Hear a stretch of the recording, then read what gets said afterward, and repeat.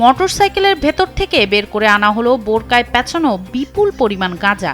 বোরকায় পেঁচিয়ে এমন অভিনব কায়দায় গাঁজা বহন করার ঘটনাটি ঘটেছে গাইবান্ধা শহরের ডিবি রোডের ট্রাফিক মোড় এলাকায়। 4 মার্চ বুধবার দুপুর 12টার দিকে এ ঘটনা ঘটে। তবে মোটরসাইকেল চালক পালিয়ে যেতে সক্ষম হন।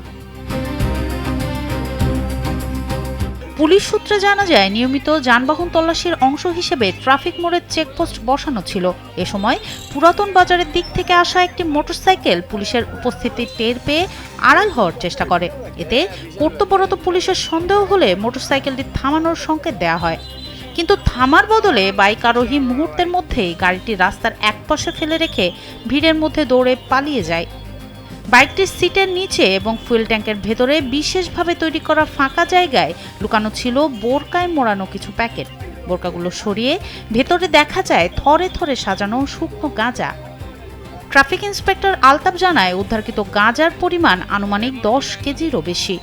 যখন ওই গাড়িটা আসে ওইদিকে, ও দেখে সন্দেহ হয় আমাদের যে আসলে কোনো সমস্যা আছে এর ভিতরে। আমাদের লোকজন যখন যায় তারা সিগন্যাল দিতে যাওয়ার সময় সে রাস্তার মাঝখানে একদম রানিং অবস্থায় গাড়িটা ফালায় রেখে সে দৌড় দিয়ে চলে যাওয়ার পর যখন গাড়িটা পড়ে যায় ওইখান থেকে কিছু ওই যে পড়ে যায়, এটা সম্ভবত গাঁজা, এটা 2-4 পড়ে যায়। তখন আমাদের সন্দেহ হয় যে এটা গাড়ির ভিতরে, এই মোটরসাইকেলের ভিতরে গাঁজা আছে।